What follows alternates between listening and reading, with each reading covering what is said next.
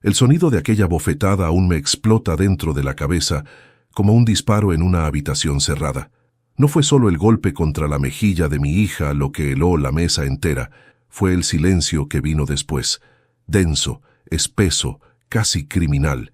Estábamos reunidos para una cena familiar aparentemente tranquila cuando mi yerno, con los ojos encendidos de furia, se levantó de su silla y le cruzó la cara con la mano abierta. Vi la cabeza de mi hija girar por la fuerza del impacto. Y entonces ocurrió lo impensable. La madre de ese hombre sentada a su lado aplaudió. Aplaudió como quien celebra un acto de justicia. En ese instante supe que algo irrevocable estaba a punto de comenzar. Mi hija no lloró de inmediato. Se quedó inmóvil, con la mano cubriéndose la mejilla ardida, los ojos abiertos de par en par, como si el alma se le hubiera quedado suspendida en el aire.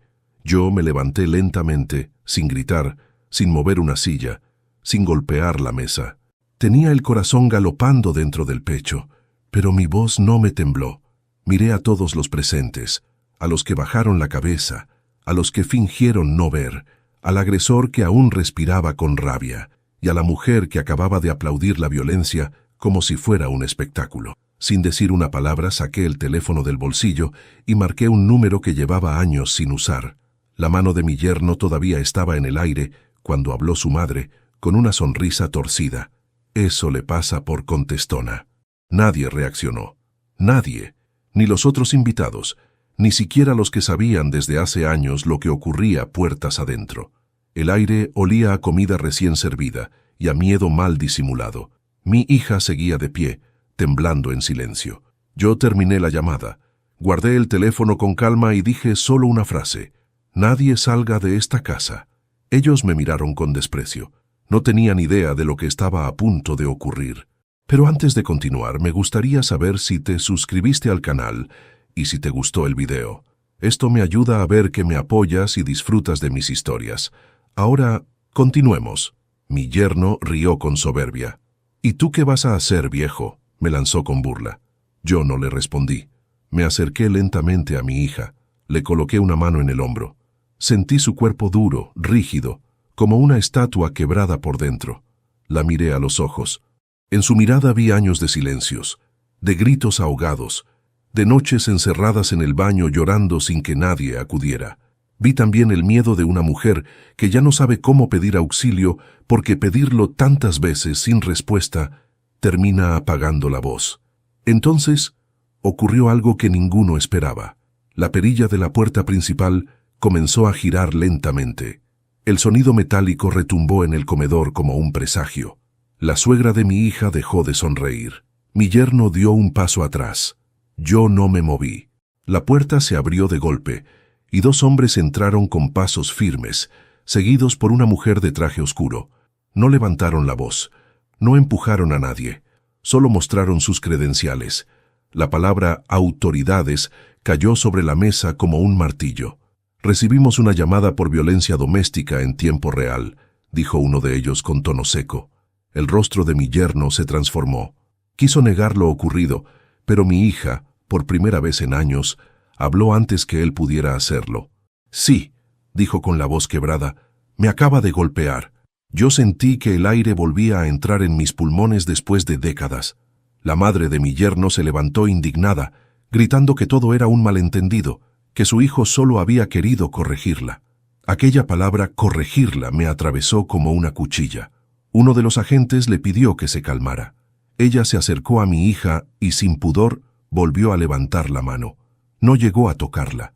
El agente la detuvo en seco. Señora, aléjese ahora mismo, ordenó. La escena se quebró definitivamente. Mi hija comenzó a llorar. Un llanto profundo, largo, contenido durante demasiado tiempo.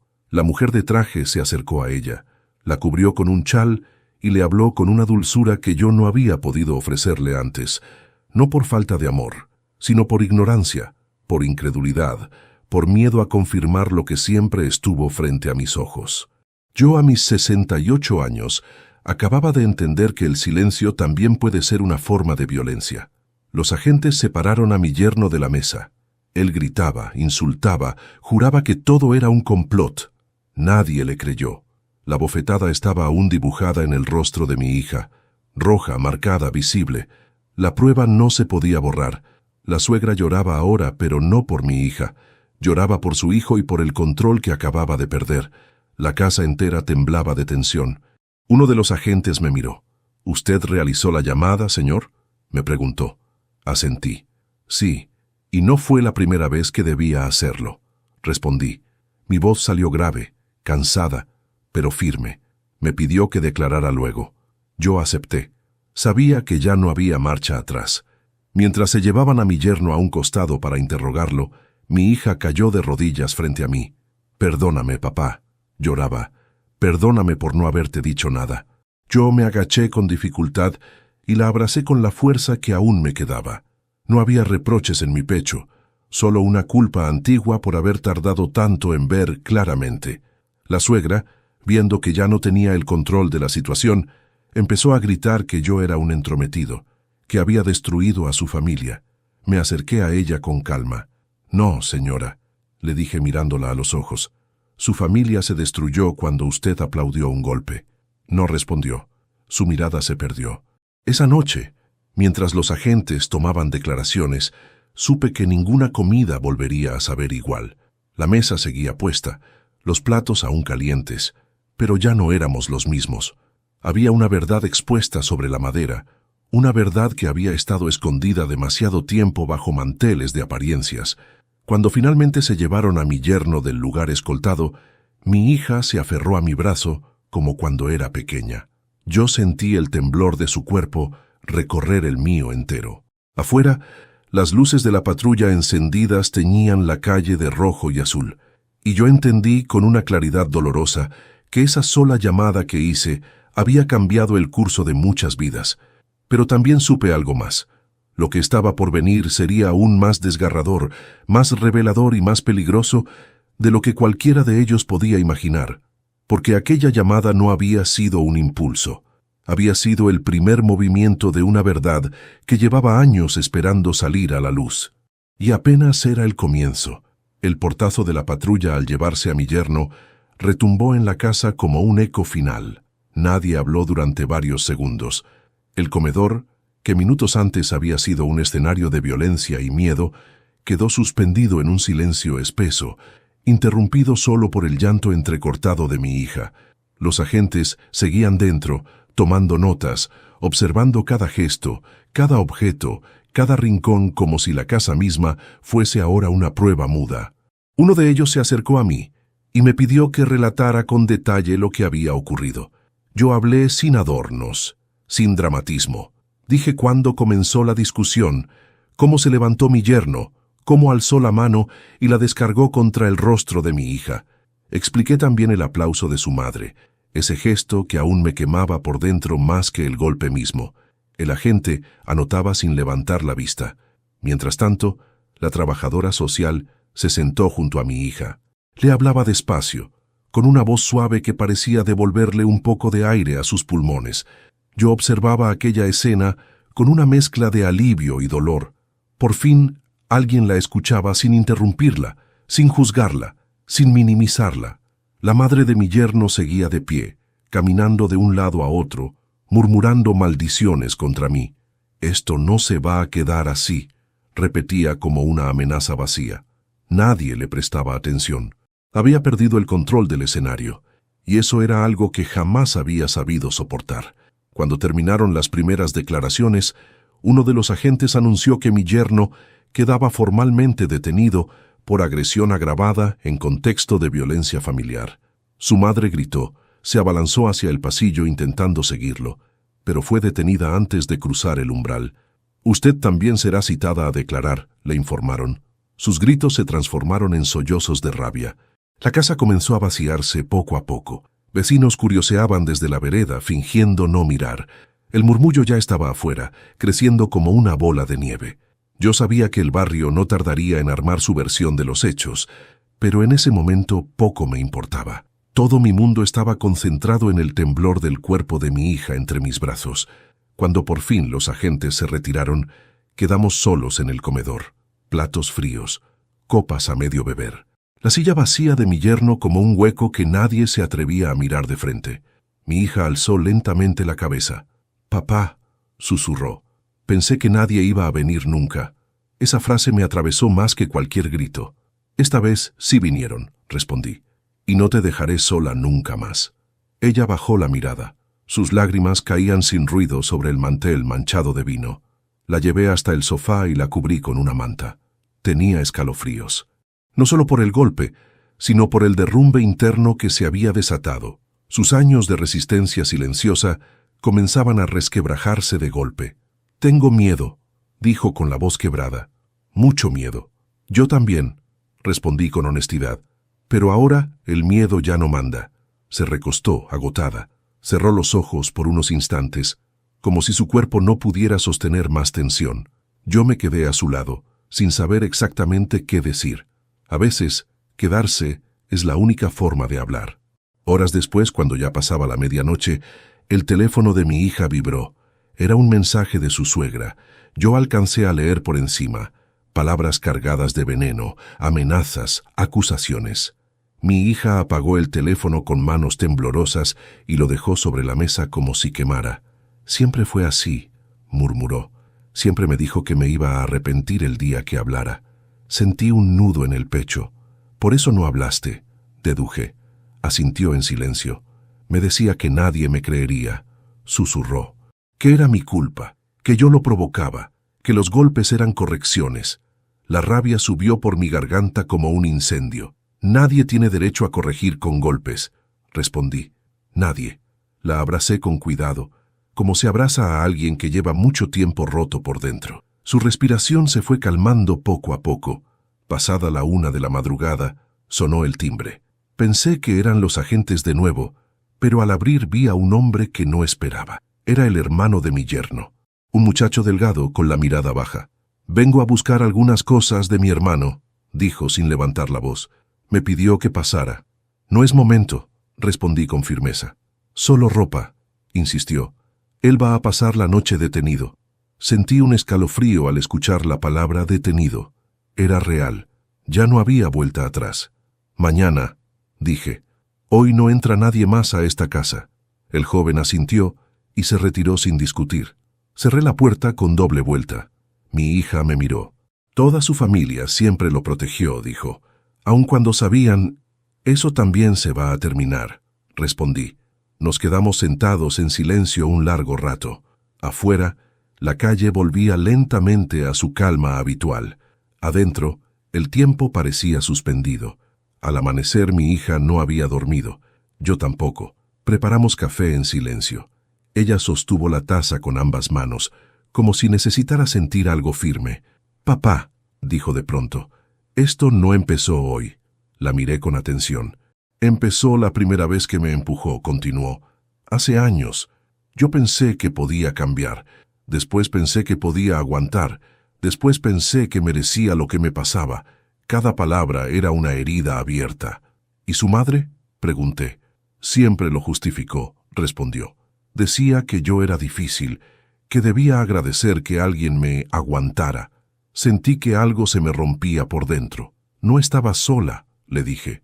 «Yo estuve ciego, pero ya no». Ella asintió con tristeza.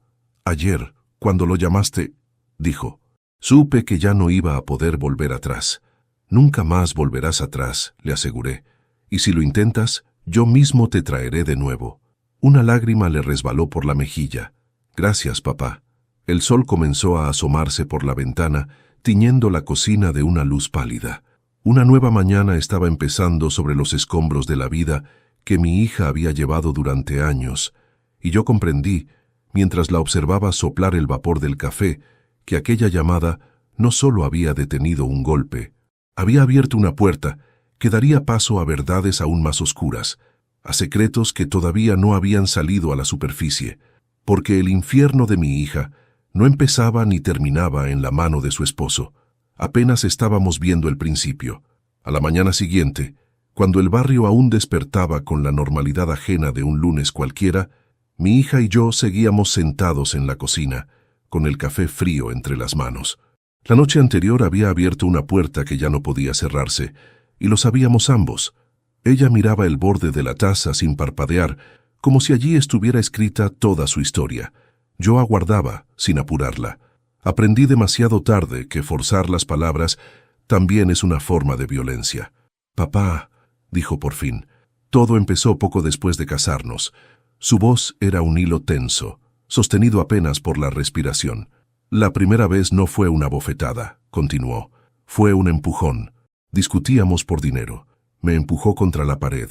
Después lloró, me pidió perdón, juró que nunca volvería a pasar. Yo apreté los dientes sin interrumpirla.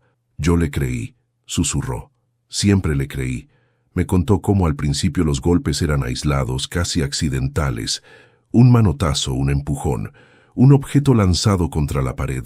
Luego vinieron las palabras humillantes, dichas con voz baja para que no dejaran testigos. «No sirves para nada. Nadie más te querría.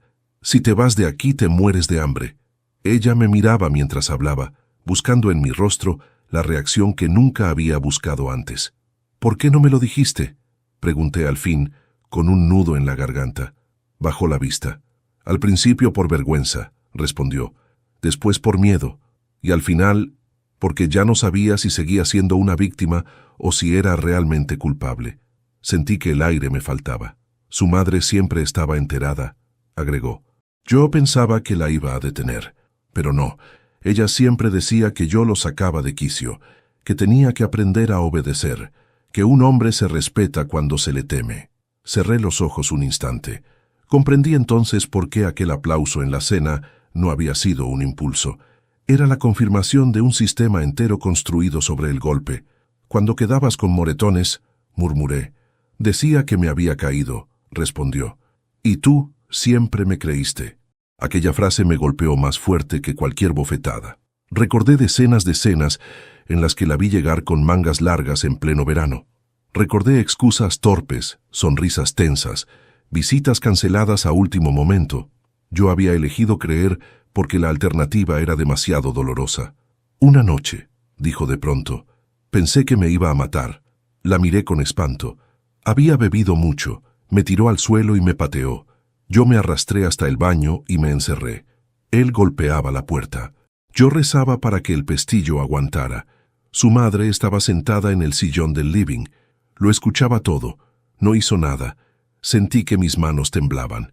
Cuando por fin se fue a dormir, continuó. Yo me miré al espejo. Tenía la cara hinchada, un ojo morado, y fue la primera vez que pensé seriamente en matarme, para no volver a ver ese rostro. El silencio se volvió pesado como plomo. «¿Qué te detuvo?», pregunté con la voz rota. «Tú», respondió sin dudar. «Pensé en ti. Pensé que si yo desaparecía, tú te quedarías solo con todas mis mentiras». No pude contener las lágrimas. Cada día decía, «Mañana me voy», siguió. Pero al día siguiente siempre había una amenaza nueva, una deuda nueva, un chantaje nuevo. Entonces comprendí que la violencia no había sido solo física, había sido económica, emocional, psicológica, una prisión construida con barrotes invisibles. «¿Y cuándo tu madre empezó a aplaudirlo?», pregunté. «Desde siempre», respondió. Solo que yo no quería verlo. Ella siempre lo admiró por dominarme. Me levanté de la silla con dificultad y comencé a caminar por la cocina como un animal enjaulado. «Yo creí que había criado una mujer fuerte», dije con amargura. «Lo soy», respondió con firmeza. «Sobrevivir a todo eso también es ser fuerte, pero me cansé de sobrevivir en silencio». Aquella frase me devolvió algo de aire. Salimos a caminar por el barrio. Mi hija llevaba gafas oscuras para ocultar la mejilla enrojecida por la bofetada de la noche anterior. La gente nos saludaba con educación, sin saber aún la historia completa. Ella caminaba a mi lado con pasos inseguros, como alguien que recién vuelve a sentirse en un mundo abierto. «Cuando te vi hacer la llamada», dijo de pronto, «pensé que estaba soñando. Pensé que no era real. Yo mismo dudé durante años de lo que veía», le confesé. «Pero anoche ya no pude dudar. Llegamos hasta una plaza pequeña. Nos sentamos en un banco. Lo peor de todo», susurró, «es que aún después de golpes y humillaciones, yo seguía esperando que cambiara. Seguía amándolo». «Eso no te hace débil», respondí. «Eso te hace humana». Me miró con los ojos llenos de lágrimas, pero sin derrumbarse esta vez. Mamá murió creyendo que yo era feliz, dijo. Yo le mentí. Te mentiste a ti primero, dije con suavidad. Todos lo hacemos alguna vez por miedo a romper lo poco que creemos tener. Regresamos a casa al mediodía. La mesa de la noche anterior seguía parcialmente desordenada. Los restos de la cena aún estaban en el aire. Mi hija miró los platos con un gesto de repulsión. Aquí me golpeó, dijo señalando una silla. Yo apoyé la mano sobre el respaldo. Aquí terminó, respondí. Ese día una trabajadora social volvió a visitarnos. Habló largo rato con mi hija. Le explicó sus derechos, los pasos a seguir, las medidas de protección. Yo escuchaba desde el otro lado de la puerta. Por primera vez todo sonaba a futuro y no solo a pasado. Por la tarde sonó el timbre. Era una vecina con una bolsa de ropa limpia. Por si la necesitas, dijo con un susurro incómodo. Mi hija agradeció con una sonrisa débil. El barrio empezaba a enterarse, y con el rumor también empezaban a cambiar las miradas. Esa noche, cuando nos sentamos a cenar en silencio, comprendí que no solo estaba conociendo la historia de mi hija, estaba conociendo también mi propia ceguera. Cada palabra suya reordenaba mis recuerdos con una crudeza imposible de suavizar. Antes de dormir, me acerqué a su habitación. «Ya no estás sola», le dije desde la puerta. Ella me miró desde la cama. «Nunca debí estarlo», asentí. «Pero ahora ya no lo estás». Apagué la luz del pasillo y regresé a mi cuarto con el peso de su historia caminándome por los huesos. Comprendí con dolor que los golpes no solo le habían marcado la piel, le habían ido borrando lentamente la certeza de que merecía una vida distinta, y juré en silencio que, mientras me quedara aliento, nadie volvería a intentar convencerla de lo contrario. Al día siguiente de aquel despertar doloroso, mi hija y yo fuimos llamados a la comisaría para continuar con las declaraciones. Caminamos despacio por la vereda. Ella llevaba una bufanda ligera para cubrir la marca rojiza que aún persistía en su mejilla. Yo caminaba a su lado atento, como si cada sombra pudiera convertirse en una amenaza. No era miedo irracional, era la memoria reciente de una violencia demasiado real.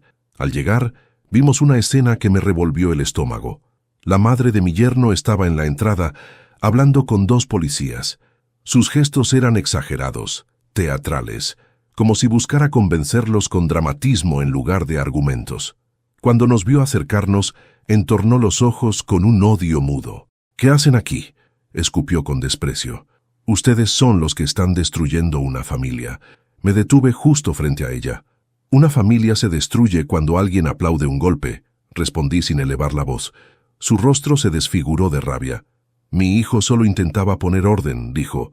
«Esa mujer», señaló a mi hija sin pudor, «lleva años provocándolo, gritándole, faltándole el respeto.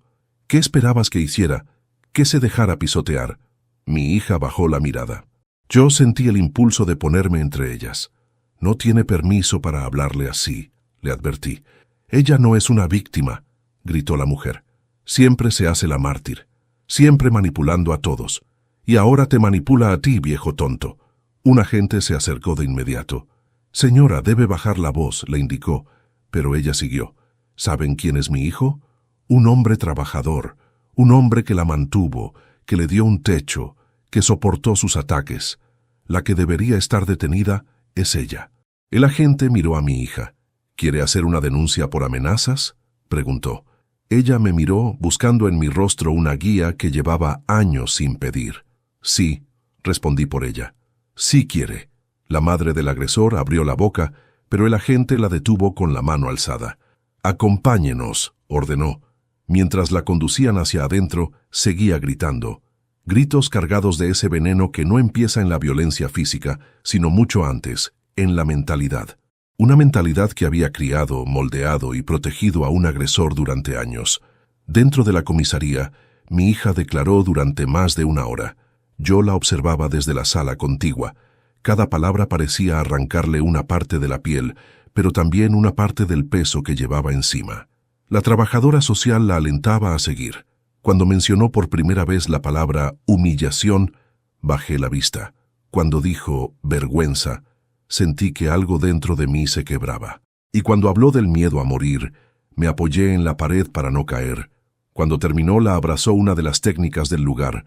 Yo no la había visto recibir un abrazo sincero en mucho tiempo. Al salir, la madre de mi yerno esperaba con los ojos hinchados, pero no de dolor. Era odio puro. «Espero que estén orgullosos», escupió apenas nos vio. «Mi hijo pasará la noche preso por culpa de ustedes». «Él está preso por decisiones suyas», respondí con firmeza. «No por las nuestras». Ella dio un paso hacia mí. «Viejo miserable», dijo entre dientes, «tú siempre fuiste un estorbo. Te metiste donde no te llamaban». «Me llamó el golpe que le diste tu hijo a mi hija», respondí. «Me llamó su llanto, me llamó su miedo, y también me llamó tu aplauso». Por un segundo pude ver cómo el rostro de esa mujer se llenaba de una furia enloquecida. Era la furia de quien se sabe descubierta, de quien ya no tiene poder. Un policía la interrumpió. «Señora, si continúa hostigando a la víctima y a su familiar, tendremos que escoltarla afuera». Ella se apartó de un tirón. «Esto no va a quedar así», murmuró. «Ustedes no conocen a mi familia». «Por desgracia, ahora sí», respondí. Salimos de la comisaría y respiramos aire fresco. Mi hija dejó escapar un suspiro largo. «Papá, yo no sabía que ella me odiaba tanto», dijo. «No te odia a ti», respondí. «Odia a cualquiera que no permita que su hijo mantenga el control».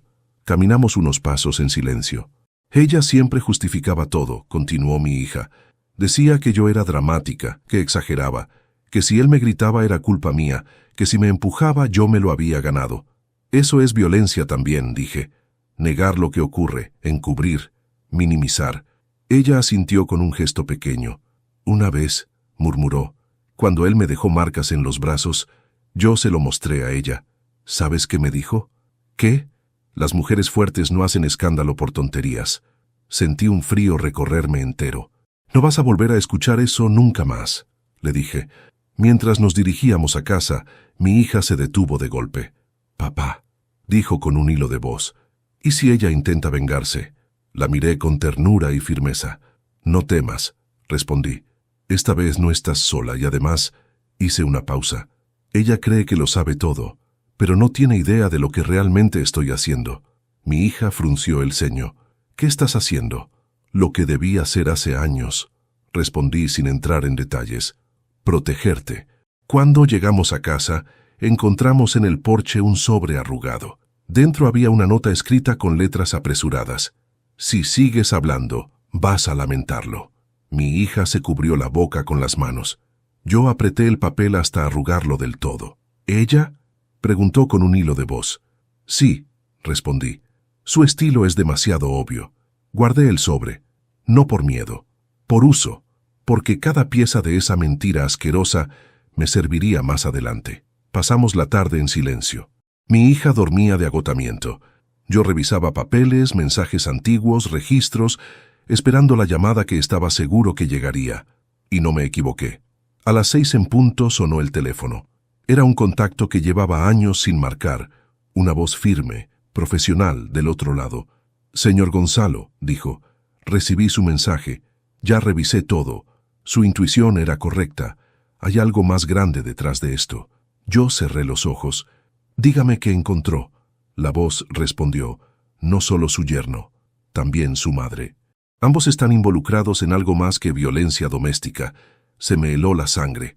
«Estoy listo», dije. La voz respiró hondo. «Entonces prepárese. Lo que viene ahora va a desnudar toda la verdad». Colgué. Miré la casa en silencio. Mi hija dormía. La noche caía, y lo peor estaba aún por revelarse. Aquella noche no dormí.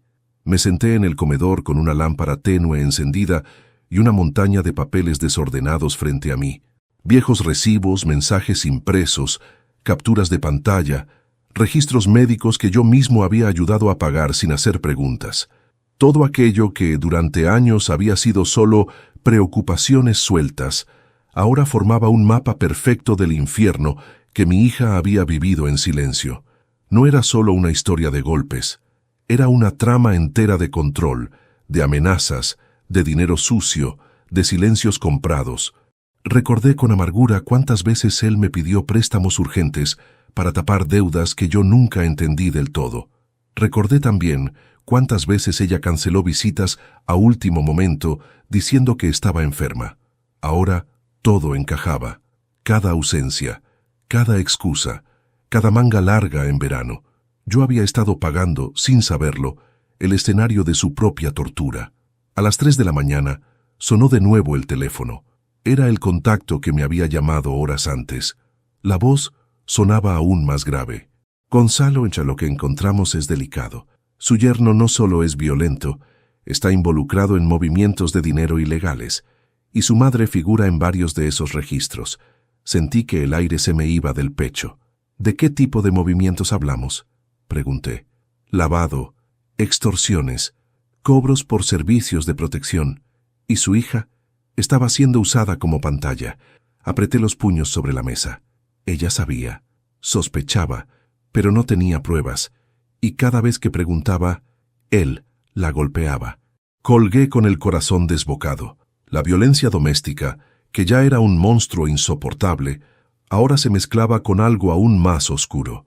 Mi hija no solo había sido víctima de un hombre, sino de una maquinaria entera sostenida por su propia suegra. Al amanecer fui hasta la habitación donde dormía mi hija. Entré despacio. Ella respiraba profundamente, agotada. Por primera vez en años, dormía sin miedo de que alguien entrara a golpearla. Me quedé mirándola largo rato. Y supe entonces que mi llamada de la noche anterior no había sido impulsiva. Había sido la puerta hacia una verdad mucho más grande de lo que yo mismo imaginaba. Desayunamos en silencio. Yo la observaba como quien mira a alguien que regresa de la guerra. Ya no era la mujer rota de semanas atrás. Había algo distinto en su postura, algo todavía frágil, pero vivo. «Papá», dijo de pronto, «anoche soñé que gritaba y que alguien me escuchaba. Sentí un nudo en la garganta». «Ahora sí te escuchan», respondí. Ella asintió despacio. Cuando estaba por contarle todo lo que había descubierto, decidí detenerme. Aún no era el momento. Necesitaba que se fortaleciera primero. Lo que iba a saber podía terminar de quebrarla o convertirla en piedra, y yo necesitaba que estuviera de pie. Salimos a caminar un poco. El barrio ya murmuraba. Las miradas eran curiosas, cargadas de preguntas, pero nadie se atrevía a acercarse. El miedo cambia de bando muy rápido cuando la verdad empieza a salir. Antes de continuar, dime aquí en los comentarios qué te está pareciendo esta historia hasta ahora y qué harías tú en su lugar. No te vayas del video, porque lo que viene a continuación te pondrá la piel de gallina. Al volver a casa, encontramos otro sobre bajo la puerta. No era una amenaza esta vez. Era una citación judicial. La madre de mi yerno también sería llamada a declarar por encubrimiento. Sonreí con una calma extraña. El aplauso que había dado durante la bofetada estaba a punto de convertirse en su propia sentencia. Esa misma tarde, la trabajadora social nos informó que mi hija quedaba bajo resguardo legal. Una orden de restricción prohibía cualquier acercamiento del yerno o de su madre. Aquella hoja con sellos y firmas era por primera vez una defensa real. «Ya no puede tocarte», le dije entregándole una copia. Ella la sostuvo como quien sostiene un salvavidas. «Gracias, papá. Esto recién empieza», respondí. «Pero ya no caminas sola». Horas después mi contacto volvió a llamarme. «Tenemos algo más», dijo. «Grabaciones». «¿De qué tipo?» «De él hablando, admitiendo cosas, golpes, amenazas y negocios sucios». Sentí un estremecimiento. ¿Cómo las consiguió? Su hija las grabó durante meses. Las escondía para que no se las encontrara. Tenía previsto usarlas para escapar, pero nunca se animó. Cerré los ojos con fuerza. «Tráigalas», dije.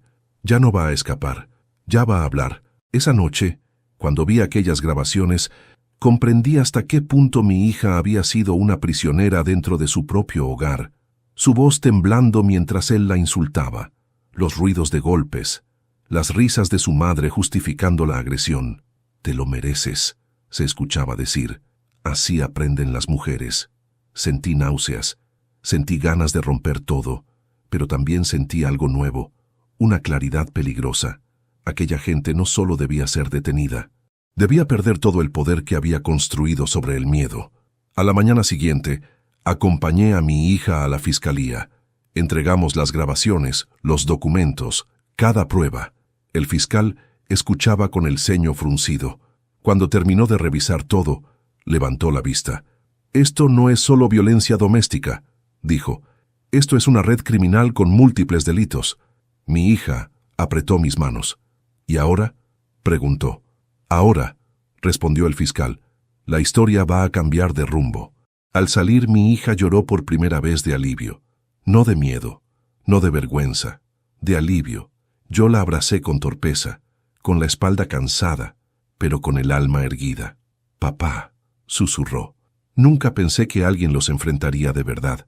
«Yo tampoco pensé que tendría que ser yo», respondí, «pero a veces la vida espera a que seamos viejos para que dejemos de tener miedo». Esa noche, mientras ella dormía tranquila, yo me quedé mirando la ventana. Sabía que aún faltaba lo peor. Que cuando el yerno y su madre comprendieran que su castillo de abusos se derrumbaba, intentarían algo desesperado. Pero también sabía que ahora yo tenía algo que ellos jamás tuvieron, la verdad completa. Y con la verdad en las manos, la venganza ya no sería de golpes. Sería de justicia. El día de su declaración formal, amaneció con un cielo gris y una llovizna fina que no parecía querer mojar, solo entristecer. Mi hija se vistió en silencio. Eligió una blusa cerrada hasta el cuello y un saco que yo no recordaba haber visto antes. Sus manos temblaban apenas mientras se abotonaba. Yo la observaba desde la puerta sin decir nada. Había batallas que no se ganan con palabras previas, sino con la fuerza que se reúne en el trayecto. El taxi nos llevó hasta la fiscalía sin intercambiar una sola frase. El ruido de los limpiaparabrisas marcaba el ritmo de nuestros pensamientos. Cuando descendimos, ella respiró hondo, como si aspirara valor del aire húmedo. Yo le ofrecí mi brazo y lo aceptó. Caminamos juntos. En la sala de espera, el tiempo se volvió espeso. Un reloj antiguo marcaba los minutos con un tic-tac acusado, casi burlón. Había otras personas esperando, cada una cargando su propia historia invisible. Nadie hablaba, nadie miraba a nadie. Mi hija jugaba con el anillo en su dedo con nerviosismo. «Si no quieres entrar», empecé a decir. «Sí quiero», me interrumpió con firmeza. «Tengo que hacerlo», asentí. No pregunté más. Cuando la llamaron, se levantó con las piernas rígidas. Le di un leve apretón en la mano. La vi alejarse por el pasillo hasta desaparecer tras una puerta de madera oscura. Yo me quedé solo con mis pensamientos y ese miedo viejo y terco que aún no se había ido del todo. Los minutos se transformaron en horas. Yo imaginaba su voz temblando, sus recuerdos atropellándose unos a otros, su cuerpo reviviendo escenas que había tratado de borrar. Y entonces comprendí algo terrible. Mientras yo envejecía tranquilo creyendo que todo estaba bien, mi hija había ido envejeciendo a golpes. Cuando por fin se abrió la puerta, salió una mujer de traje. Se acercó a mí. «Puede pasar», me dijo. Entré a la sala. Mi hija estaba sentada frente a una mesa, con un vaso de agua entre las manos. Sus ojos estaban rojos, pero su postura era distinta, más firme, más erguida. «¿Estás bien?», pregunté en voz baja. «Estoy vacía», respondió, «pero ya no estoy muda». La abracé con cuidado. El fiscal se levantó. «Su testimonio es clave», me dijo. «Ella ha dicho todo, con detalles precisos». Sentí un nudo en el pecho que no supe si era alivio o dolor. «También mencionó algo que no sabíamos», agregó. «La participación activa de la madre del agresor en varias intimidaciones». «¿Cómo?», pregunté. Mi hija bajó la mirada. «Yo no te lo conté antes, papá», dijo, «pero hubo noches en que ella estaba presente cuando él me golpeaba. No solo aplaudía, a veces le pedía que lo hiciera. Sentí que el suelo se me movía. Decía que yo necesitaba aprender», continuó, «que una mujer se forma con miedo. La rabia subió desde lo más hondo de mí como un animal salvaje. Eso ya está asentado en el acta», dijo el fiscal, «y hay testigos indirectos». «¿Qué sigue ahora?», pregunté. «Con esto la imputación se agrava», respondió, «y la orden de detención de la madre será solicitada en las próximas horas». Mi hija apretó fuerte el vaso de agua. Sus manos ya no temblaban, pero la mirada estaba nublada. «Ella siempre dijo que era intocable», susurró, «que nadie se atrevería a enfrentarla». «Todos creen ser intocables», dije, «hasta que alguien deja de tener miedo». Salimos de la fiscalía cuando ya había oscurecido. La llovizna seguía cayendo como al amanecer. Mi hija caminaba despacio, cansada, como si el cuerpo entero le pesara después de haber soltado tantos años de silencio de una sola vez. De regreso en casa, se quitó los zapatos apenas entró y se dejó caer en el sofá. Yo preparé té caliente. Se lo llevé sin decir nada. Ella sostuvo la taza unos segundos antes de beber. «Papá», dijo de pronto, «ahora entiendo algo». «¿Qué cosa?» «Que yo misma también me había convertido en cómplice. Por callar». «Callar no te hizo cómplice», respondí. «Te hizo prisionera». Me miró con los ojos llenos de lágrimas que ya no bajaban. «Aún así», susurró, «hoy siento que volví a respirar». Esa noche durmió profundamente por primera vez desde que regresó a casa. Yo, en cambio, permanecí despierto mucho tiempo. La historia se movía ahora con una fuerza que ya no podía controlarse. Los engranajes de la justicia habían comenzado a girar, y todo lo que había permanecido oculto durante años estaba empezando a salir a la superficie. Al amanecer recibí una llamada. «Gonzalo», dijo la voz de mi contacto, «la orden está prácticamente lista. Hoy mismo irán por ella». «¿Por la madre de él?», pregunté. «Sí, pero eso no es todo». Sentí un mal presentimiento. «Tu yerno está negociando. Sabe que las pruebas son contundentes. Quiere reducir su condena entregando información». «¿Sobre qué?». «Sobre un grupo más grande. Gente que opera en la sombra. Él no es más que un eslabón». Miré hacia la habitación donde dormía mi hija. «Entonces esto es más grande de lo que pensábamos. Mucho más». Colgué con la sensación de que la casa se había vuelto demasiado pequeña para contener lo que estaba por desatarse. A media mañana, mi hija despertó. Desayunamos en silencio. Yo no le conté lo de la llamada. Quería regalarle un día más de calma antes de la tormenta, pero la calma duró poco. A las 11:30, el sonido de sirenas volvió a retumbar en la cuadra. Mi hija se levantó de golpe. «¿Otra vez?», preguntó con miedo. Me asomé por la ventana. 2 patrullas se detenían frente a la casa de la madre de mi yerno, a apenas 3 casas de distancia. Varios agentes descendieron con rapidez. «Vinieron por ella», dije. Mi hija se acercó a mi lado. Observamos en silencio cómo la sacaban esposada. Su rostro ya no tenía soberbia, tenía desesperación. Cuando cruzó la mirada con nosotros, gritó algo que no alcanzamos a oír, pero sí a entender. Maldiéndonos, culpándonos, aferrándose al último pedazo de odio que le quedaba. Mi hija dio un paso atrás. «Nunca pensé que vería esto», susurró. «Yo tampoco», respondí. «Pero las verdades que se esconden demasiado tiempo siempre salen de la forma más ruidosa». Las patrullas se alejaron. El barrio entero estaba despierto ahora, mirando por las ventanas reunido en pequeños corrillos. El murmullo volvía a correr, pero esta vez el miedo no era nuestro. Mi hija se sentó lentamente. «Papá», dijo, «¿y si ahora vienen por mí?».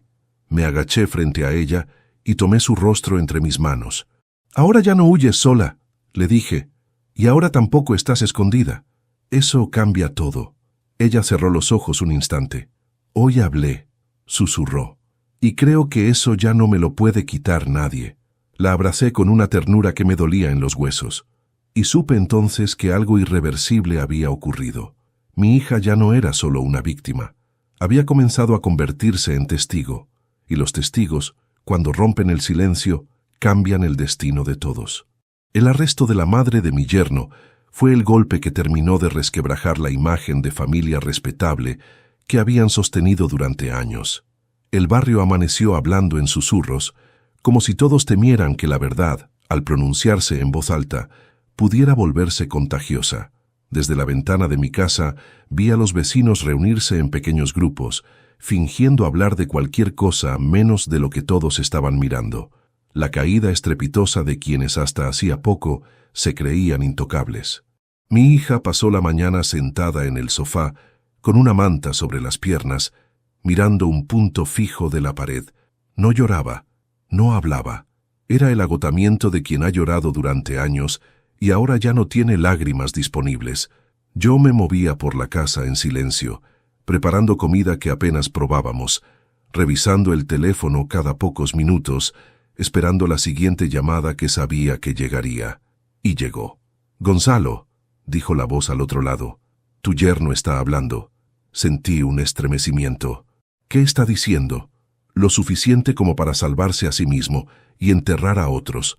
Me senté lentamente. ¿A quién quiere enterrar? A su propia madre primero y después a quienes operaban con ellos. Colgué con un peso nuevo en el pecho. La traición corría ahora por venas que antes se llamaban familia. Horas más tarde, la noticia empezó a circular. La detención de la madre ya no era solo por encubrimiento de violencia. Era por asociación ilícita, por movimientos de dinero que no podía justificar, por presionar a testigos en otros casos que ahora comenzaban a salir a la superficie. Cada nuevo dato era una piedra más cayendo sobre una estructura que ya estaba a punto de colapsar. Mi hija me miró con los ojos llenos de una mezcla imposible de explicar. «Nunca supe nada de eso», dijo. «Yo solo sabía que me pegaban, porque ese era el único poder que tenían sobre ti», respondí. «El de hacerte sentir poca cosa mientras ellos escondían horrores mucho mayores». Por la tarde, recibí un mensaje de un número desconocido. Era de un antiguo socio de mi yerno. Me pedía hablar conmigo. Dudé unos segundos. Luego acepté. Nos citamos en un bar pequeño, lejos del barrio. Mi hija insistió en acompañarme. «No quiero que vayas solo», dijo. Acepté. Ya no tomaba decisiones sin pensar en ella. El hombre llegó puntual. Tenía el rostro marcado por el cansancio y una mirada que saltaba de un lado a otro con paranoia evidente. Pidió café. No tocó la taza. «Yo no sabía que las cosas llegarían tan lejos», dijo sin preámbulos. «Él siempre fue violento, pero lo del dinero, eso era negocio». «¿Qué tipo de negocio?», pregunté. «Cobros ilegales, amenazas, servicios para gente con problemas». «Nada limpio», respondió. Su madre manejaba las cuentas. Él solo ejecutaba. Mi hija apretó mis manos bajo la mesa. «¿Y por qué vienes a hablar ahora?», nos pregunté. El hombre tragó saliva. «Porque cuando arrestaron a su madre, supe que el castillo se derrumbaba, y cuando él empezó a hablar para salvarse, supe que yo sería el siguiente». «¿Y qué quieres de mí?», dije con frialdad. «Protección», respondió. «Declarar, entregar lo que sé». Lo miré largo rato. «Eso ya no depende de mí», respondí. «Depende de la justicia». Nos entregó un pendrive. Dentro, según dijo, había registros, nombres, pagos, audios. Lo guardé en el bolsillo del saco con una sensación de hierro ardiéndome contra la piel. De regreso a casa, mi hija no habló. Yo tampoco. Ambos sabíamos que lo que llevábamos era otra bomba de tiempo. Esa misma noche, la fiscalía confirmó oficialmente que mi yerno había sido formalmente imputado no solo por violencia agravada, sino también por delitos económicos de gran escala. Las noticias inundaron la televisión. Su rostro, ese que tanto miedo había inspirado puertas adentro, ahora aparecía pixelado en las pantallas, reducido a un nombre acompañado de cargos. «Ya no es poderoso», murmuró mi hija sin creerlo del todo. «Nunca lo fue de verdad», respondí. «Solo parecía serlo porque tú estabas sola». Poco después recibimos la confirmación de que él había entregado a su madre para negociar una posible reducción de pena. Cuando escuché eso, sentí una tristeza extraña. No por ella. Por la miseria de ese vínculo construido sobre el abuso. Una madre que celebró golpes, un hijo que la vendió sin titubear. Esa noche mi hija tuvo pesadillas. Se despertó gritando. Entré corriendo a su habitación. Estaba empapada en sudor. «Soñé que él salía libre», balbuceó, «que me encontraba de nuevo». La abracé hasta que su respiración se normalizó. «Ya no puede tocarte», le repetí. «Aunque salga, ya no tiene poder sobre ti». Ella asintió, pero su cuerpo aún temblaba. Al amanecer un nuevo golpe llegó. El abogado de mi yerno solicitaba una audiencia urgente para revisar acuerdos. La fiscalía lo rechazó. Las pruebas eran ya demasiadas. El cambio de máscaras había dejado el rostro real al descubierto. «Está desesperado», me dijo mi contacto, «y la gente desesperada comete errores». «¿Errores como cuáles?», pregunté. «Como intentar silenciar testigos». Sentí un frío recorrerme la espalda. «Cuídate», agregó la voz. «Cuida a tu hija», colgué sin responder. Refuercé cerraduras. Cambié números de teléfono. Avisamos a 2 vecinos de confianza. Mi hija observaba todo con un rostro que ya no era el de la mujer sometida, sino el de alguien que empieza a comprender que su seguridad ahora dependía de estar alerta, no de esconderse. Por la tarde, una noticia más sacudió el escenario. Otro hombre había denunciado que la madre de mi yerno lo había amenazado años atrás para que retirara una denuncia por extorsión. Aquello ya no era un hecho aislado. Era un patrón. No soy la única, susurró mi hija al ver el informe. Nunca lo fuiste, respondí. Solo eras la más cerca. Esa noche volvimos a sentarnos en la cocina, como en los primeros días después del golpe. Pero esta vez no había el mismo pánico. Había una quietud extraña, tensa, como la de un animal que sabe que el cazador está herido, pero aún puede morder. Papá, dijo, tengo miedo de que intente algo. Yo también, admití. Pero esta vez, si intenta algo, será su último error. Mi hija me miró con una mezcla de respeto y temor. Yo ya no era solo su refugio. Me había convertido, sin darme cuenta, en su última muralla. Esa noche, mientras ella dormía, me senté en la sala a esperar. Sabía que cuando la máscara cae, el verdadero rostro no siempre se resigna. A veces, antes de desaparecer, intenta arrastrar a alguien consigo, y yo estaba dispuesto a impedirlo. Las sirenas volvieron a romper la noche poco antes de la medianoche. Yo estaba sentado en la sala, con la luz apagada, cuando el sonido rojo y azul se coló por entre las cortinas como un presagio inevitable. Mi hija despertó sobresaltada y salió de su habitación con el rostro pálido. No hizo falta que dijera nada. Ambos sabíamos a quién venían a buscar. Afuera, los pasos firmes de los agentes retumbaban sobre la vereda mojada. El corazón me golpeaba con fuerza, pero esta vez no era miedo. Era la certeza de que el tiempo de ellos se había terminado. La puerta de la casa de la suegra se abrió de golpe bajo la presión de los agentes. Ella apareció envuelta en una bata oscura, despeinada, con los ojos inyectados de furia y de incredulidad. Gritaba mi nombre como si todavía pudiera invocarme para detener lo inevitable.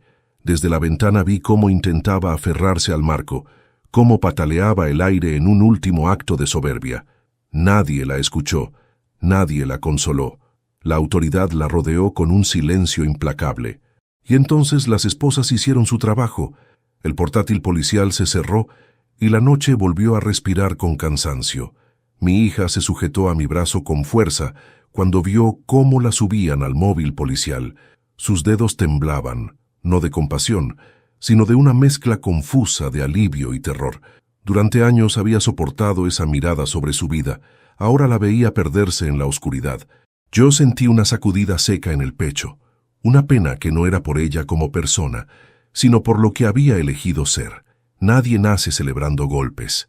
Aprenden, y a veces no desaprenden nunca. El ruido del motor alejándose selló una etapa que no admitía retorno alguno. Para ella, para todos. No hablamos durante varios minutos. Mi hija respiraba rápido, como si todavía esperara que alguien entrara a buscarla. Yo mantuve la mano sobre su espalda hasta que el temblor fue cediendo. En el silencio de la casa, comprendí que el arresto no era un final, sino un umbral. Faltaba él, el verdadero dueño del miedo, el hombre que había convertido cada día de mi hija en una prueba de supervivencia. Y sabía que, al enterarse de la detención de su madre, perdería el último freno que le quedaba. Los animales heridos son los más peligrosos cuando se quedan sin refugio. La llamada del fiscal llegó 1 hora después. Su voz sonaba tensa. Me explicó que mi yerno había pedido hablar de inmediato con su defensor tras enterarse del arresto. Estaba alterado, incoherente, furioso. También había solicitado ver a mi hija, petición que fue rechazada de forma tajante. Cuando colgué, supe que aquello no había terminado.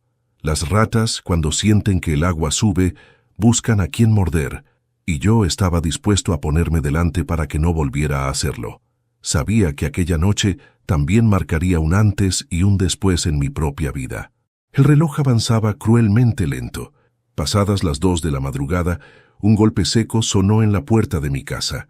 No fue un timbrazo, fue un puñetazo desesperado. Mi hija se levantó de un salto, el pánico encendiéndole el rostro. Yo avancé despacio hasta la entrada, respirando hondo. Otro golpe más fuerte. Del otro lado escuché su voz, rota de rabia y alcohol. El nombre de mi hija salió de su boca como una amenaza. Llamé a la policía sin dudar. Ya no había espacio para explicaciones. Los minutos siguientes fueron un torbellino de sirenas, gritos, pasos y órdenes tajantes. El aire pesado, cortante. Cuando los agentes llegaron, él todavía golpeaba la puerta con furia ciega. Intentó huir al ver las patrullas, pero resbaló en la vereda mojada y cayó de rodillas. Nunca olvidaré ese instante. El hombre que durante años había sido un gigante dentro de nuestra pesadilla, reducido a un cuerpo tembloroso bajo las luces de emergencia. Gritaba que todo era culpa nuestra, que su madre era inocente, que mi hija mentía. Nadie lo escuchaba. Sus palabras ya no tenían poder sobre nadie. Lo esposaron allí mismo, frente a todas las ventanas encendidas del barrio despierto. El miedo cambió definitivamente de dueño. Mi hija observaba la escena desde detrás de mí, con los brazos cruzados sobre el pecho como si abrazara su propio cuerpo. No lloraba. Sus ojos estaban secos, duros, atentos. Yo sentí que algo se reordenaba dentro de ella al verlo llevado por la fuerza que tantas veces él había usado contra ella. No era alegría, no era venganza, era el fin del hechizo, el momento exacto en que el verdugo deja de parecer invencible y se vuelve, por primera vez, un hombre común. El chirrido del portón al cerrarse sonó como un punto final necesario. Vecinos miraban la escena. Cuando la patrulla se alejó con él dentro, un cansancio infinito cayó sobre mis hombros. Mi hija se sentó lentamente en el borde del sofá, como si las fuerzas la abandonaran de golpe. Me acerqué y me senté a su lado. Nos miramos en silencio. Ninguno de los dos sonrió. Sabíamos que aquello no borraba los años perdidos, ni las noches de miedo, ni las heridas invisibles. Pero también sabíamos que algo esencial había cambiado para siempre en ese mismo instante. Ya no era una víctima esperando ser salvada. Era una mujer que había sobrevivido. Y sobrevivientes no vuelven atrás. Esa madrugada no dormimos. Preparamos café. Apagamos luces innecesarias. Revisamos puertas y ventanas como si el peligro aún rondara en forma de sombra. Mi hija se sentó frente a mí en la mesa de la cocina, con el rostro cansado pero despejado. Me tomó la mano. La sentí cálida, presente, real. Después de tantos años de miedo, ese simple gesto era una victoria silenciosa. Afuera, el barrio recuperaba lentamente su quietud.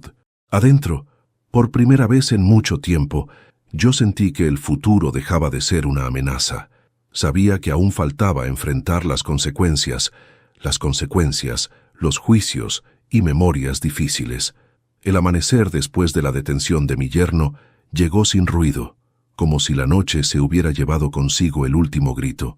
La luz entró tímida por la ventana de la cocina y encontró a mi hija sentada frente a una taza de café que ya estaba frío. No había dormido. Yo tampoco. Habíamos pasado la madrugada entre silencios, revisando una y otra vez cada detalle, como quien necesita convencerse de que lo vivido no fue un sueño. «Papá», dijo de pronto con la voz áspera, «¿de verdad ya no puede volver?» No era una pregunta jurídica, era una súplica nacida del cansancio. «No puede volver», respondí, «y aunque pudiera, ya no tendría entrada a tu vida». Asintió despacio, como quien acepta por fin una verdad que necesita repetirse muchas veces para ser real. Las noticias llegaron temprano, primero en mensajes, luego en llamadas. El barrio entero hablaba de la doble detención, la suegra, el hijo. Por fin los nombres se decían en voz alta. Nadie susurraba ya. El miedo había cambiado de dueño definitivamente. Algunos vecinos se animaron a tocar el timbre de mi casa por primera vez en años. Traían café, pan, palabras torpes de apoyo. Yo los agradecía con educación. Mi hija los recibía con una sonrisa débil. El mundo volvía poco a poco a mirarla como a una persona, no como a una sombra. A media mañana, la fiscalía confirmó que ambos quedarían detenidos sin posibilidad de libertad inmediata. Los cargos se multiplicaban: violencia agravada, amenazas, encubrimiento, asociación ilícita, lavado de dinero. La lista era interminable. Cada nuevo delito era un ladrillo más cayendo sobre la estructura que habían levantado con golpes y miedo. Cuando escuché todo aquello, no sentí alegría. Sentí algo más parecido a un cansancio profundo, como si el peso del pasado finalmente comenzara a soltarse de mis hombros, pero dejara atrás la marca de su carga.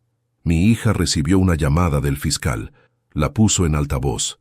Él le explicó que su testimonio había sido determinante, que sin su decisión de hablar, nada de aquello habría sido posible, que ahora ella debía prepararse para el proceso más difícil, mirar de frente todo lo que había pasado sin intentar esconderlo de sí misma.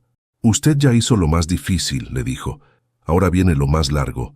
Cuando colgó, mi hija se llevó las manos al rostro. «Tengo miedo de no ser capaz», susurró, «de derrumbarme cuando todo esto termine». Me senté frente a ella. «No tienes que ser fuerte para todo lo que viene», le dije. «Solo tienes que seguir viva. Lo demás se aprende». Esa tarde fuimos citados para ampliar declaraciones. Esta vez, mi yerno estaba presente en una sala contigua. No lo vimos, pero sabíamos que estaba allí. Mi hija caminó junto a mí por el pasillo de la fiscalía con paso firme. Ya no necesitaba esconder la mejilla. La marca de la bofetada se había desvanecido, pero la memoria seguía ahí, nítida. Cuando entramos a la sala, el fiscal nos informó que mi yerno había aceptado colaborar entregando nuevos nombres, rutas de dinero, cuentas ocultas. A cambio, pedía beneficios que difícilmente obtendría. Incluso traicionando a su propia madre, su situación era demasiado grave. Yo imaginé por un momento el rostro de esa mujer escuchando cómo su hijo la hundía para salvarse. Pensé que quizás, solo por un segundo, habría sentido el mismo abandono que mi hija sintió durante años. «Él está dispuesto a decir cualquier cosa», concluyó el fiscal, «pero no puede borrar lo que hizo». Mi hija no dijo nada. Sus labios estaban apretados, pero su mirada ya no era de derrota. Al salir de allí, encontré en mi buzón una notificación judicial. La vivienda donde ellos habían vivido sería embargada preventivamente, las cuentas bancarias congeladas, los bienes investigados, la fortuna construida sobre el miedo empezaba a evaporarse en silencio. El poder nunca soporta ser iluminado. Se marchita en cuanto pierde la sombra que lo protegía. Esa noche, mi hija se animó a revisar por primera vez algunas cosas suyas que habían quedado en aquella casa. Una trabajadora social la acompañó. Yo esperé en el auto. Desde la calle, vi cómo entraban. El mismo lugar donde ella fue golpeada tantas veces, ahora estaba rodeado de funcionarios. Las paredes seguían siendo las mismas, pero el dominio había cambiado. Cuando regresó, traía una pequeña caja en las manos. Dentro había fotografías, una muñeca antigua, algunos papeles. «Esto es lo único que me importa», dijo. «Lo demás que se lo quede el vacío». Pasaron los días. La casa se llenó de formularios, llamadas, entrevistas, trámites. Mi hija declaró una y otra vez sin retractarse, sin temblar, sin esconder nada. Cada palabra suya era un acto de reparación. Yo la acompañaba a todo, no como un guardián, sino como un testigo de su renacimiento. Una tarde, mientras tomábamos mate en el patio, mi hija me miró en silencio durante largo rato. «Papá», dijo al fin, «¿tú sabías algo de lo que hacían con el dinero?» Respiré hondo. «Sospechaba», admití, «pero nunca imaginé que fuera tan grande». «Yo tampoco», dijo. «Solo sabía que cada vez que preguntaba, me golpeaban». Sentí una punzada en el pecho. «Ahora ya nadie responderá con golpes», le aseguré. Asintió. La noticia que terminó de sacudirlo todo llegó una semana después. Uno de los hombres implicados en la red, presionado por las pruebas que mi yerno había entregado, decidió confesarlo todo. No solo delitos económicos, también otros casos de violencia protegidos por la misma estructura. Lo que había empezado como una bofetada en una cena familiar, ahora revelaba un entramado de impunidad que llevaba años operando en la oscuridad. Los diarios hablaban de caída de una red criminal. Yo leía esas palabras con una incredulidad amarga. Pensar que todo eso estuvo tan cerca de mi hija y que yo solo vi el último eslabón de la cadena me llenaba de una mezcla de rabia y vergüenza. Mi yerno apareció una sola vez más en nuestras vidas, a través de una carta que llegó por correo. El sobre estaba tembloroso, mal cerrado. Mi hija lo sostuvo varios segundos antes de abrirlo. Yo no la apuré. Dentro había pocas líneas. Yo no quise que las cosas llegaran tan lejos. Perdí el control. Me equivoqué. Perdóname. Mi hija leyó en silencio. Luego dobló el papel con calma y lo dejó sobre la mesa. No entiende nada, dijo. No se equivoca quien tropieza. Se equivoca quien elige golpear todos los días. ¿Qué vas a hacer con esa carta?, pregunté. Nada, respondió. Yo ya no cargo con sus palabras. Y la rompió lentamente, en 4 trozos exactos, como quien cierra un capítulo sin necesidad de quemarlo. La madre de mi yerno, en cambio, gritó su inocencia hasta el último momento. Negó todo. Acusó a mi hija, a mí, a la fiscalía, a quien se cruzara por su camino. Su soberbia fue su peor defensa. Las pruebas caían una tras otra como una lluvia que nadie podía detener. Testigos, movimientos de cuentas, audios. Cada pieza encajaba con una precisión cruel. Un día, mientras caminábamos por la vereda, mi hija se detuvo frente a una vidriera. Se miró en el reflejo. «No me reconozco», dijo. «Y eso me gusta». La abracé por los hombros. «Te estás viendo por primera vez sin miedo», le respondí. Sonrió. Semanas después, se confirmó que ambos permanecerían en prisión preventiva hasta el juicio definitivo. La casa embargada, los bienes incautados. El apellido que durante años impuso silencio ahora era sinónimo de escándalo. La historia había dado la vuelta completa. El barrio también cambió. Algunas personas evitaron mirarnos, cargando todavía viejos prejuicios. Otras se acercaron con respeto. A mí ya no me importaban las miradas. Solo me importaba la manera en que mi hija comenzaba a habitar los espacios sin encogerse. Un día la vi salir sola a comprar pan. Parecía un gesto mínimo, pero para ella era una victoria. Regresó con una bolsa de medialunas y una risa nueva en el rostro. «El panadero me preguntó cómo estaba», dijo, y por primera vez pude responder sin mentir. Me quedé mirándola con un nudo en la garganta. La justicia avanzaba lenta, como siempre, pero avanzaba. Cada paso era una confirmación de que ya no podían borrar lo ocurrido, ni esconderlo, ni torcerlo. El poder se les escurría de las manos como arena mojada. Una tarde recibí una llamada inesperada. Era el abogado defensor de mi yerno. Quería hablar conmigo. Lo rechacé sin dudar. No tenía nada que escuchar de ese mundo que ya había quedado atrás. Mi hija tampoco quiso saber nada. El pasado, cuando se decide soltarlo, no se discute, se deja caer. El día que nos notificaron oficialmente que perderían todos sus bienes, mi hija lloró. Pero no era un llanto de venganza. Era un llanto raro, silencioso. «¿Qué te duele?», le pregunté. «Que necesitaran todo esto para dejar de golpearme», susurró. «¿Por qué no bastó con mis lágrimas?». No supe qué responder. Los culpables comenzaron a perderlo todo. Dinero, nombre, aliados, poder. Pero había algo que jamás recuperaría ninguno de ellos. El control sobre la vida de mi hija. Y eso, para mí, era la verdadera caída. Una noche, ya entrada la primavera, cenábamos juntos en la cocina. La ventana estaba abierta. Entraba un aire tibio cargado de azahares. Mi hija levantó la cabeza de pronto y me miró con una serenidad nueva. «Papá, ahora entiendo algo». «¿Qué cosa?». «Que sobreviví. No solo salí viva. Sobreviví de verdad». Sentí que mis ojos se llenaban de lágrimas. «Eso es más de lo que cualquiera puede exigirle a la vida», le respondí. Ella apoyó su mano sobre la mía. «Gracias por aquella llamada». Respiré hondo. «Gracias por haberte quedado con vida para recibirla». Esa noche, cuando me quedé solo en la sala, comprendí con una claridad dolorosa que los culpables estaban cayendo uno a uno, pero que mi verdadera victoria no estaba en verlos perderlo todo, sino en haber recuperado a mi hija del infierno donde la habían encerrado, y supe con la certeza lenta que trae el tiempo que el final ya se acercaba. La justicia todavía debía dictar sentencia, pero la venganza, la verdadera venganza, ya se había consumado en silencio. El día de la sentencia amaneció limpio, con un cielo que parecía burlarse del peso que yo llevaba en el pecho. Mi hija se vistió con calma. No temblaba, no lloraba, no dudaba. La vi frente al espejo ajustarse el abrigo con manos firmes. Aquella mujer no era la misma que meses atrás se escondía en mi casa con miedo de respirar fuerte. Era otra, y yo también lo era. Llegamos al tribunal antes de la hora. El pasillo estaba lleno de murmullos, abogados con carpetas abultadas, periodistas buscando rostros, familiares que evitaban mirarse. Mi hija caminó a mi lado sin bajar la cabeza.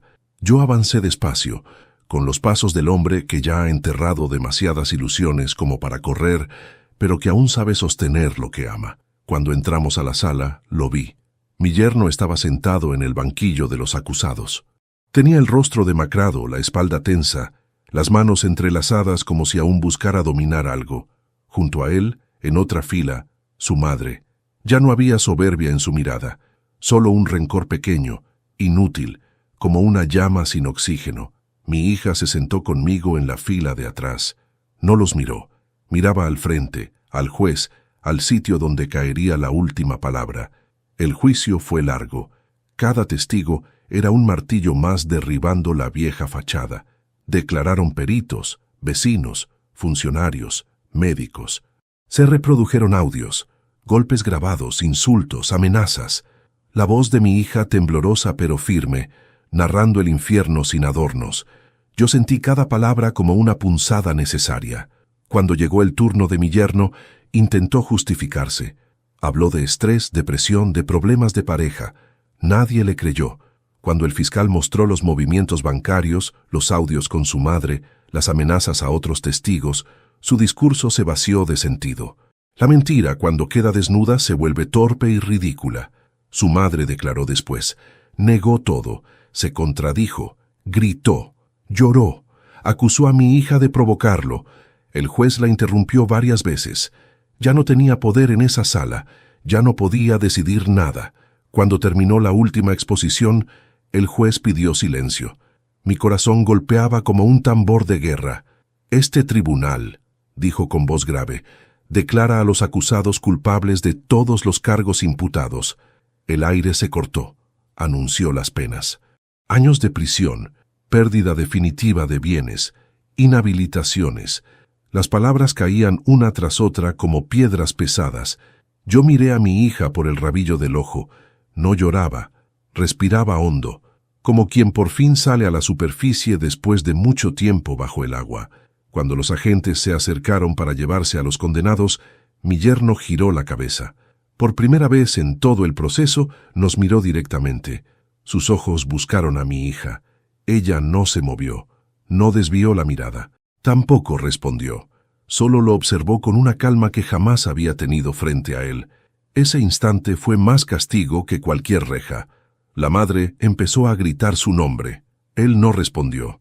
Ambos fueron conducidos fuera de la sala sin gloria, sin poder, sin el aplauso que alguna vez creyeron merecer. Al salir del tribunal, la prensa se abalanzó. Yo cubrí a mi hija con el brazo. «No vamos a hablar», dije. Caminamos hasta el auto sin mirar atrás. Dentro, el silencio era denso. Mi hija apoyó la frente contra el vidrio de la ventanilla. Afuera, la ciudad seguía con su ritmo ajeno. «¿Terminó?», preguntó en voz baja. «En los papeles, sí», respondí. «En el alma, eso tardará un poco más», asintió despacio. Volvimos a casa al atardecer. El sol entraba tibio por la cocina.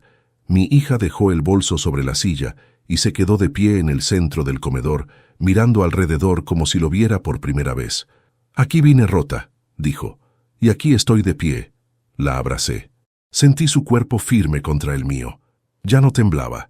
Esa noche cenamos en silencio. Un silencio distinto.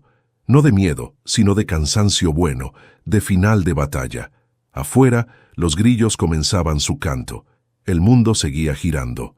En las semanas que siguieron, mi hija empezó a reconstruirse en gestos pequeños.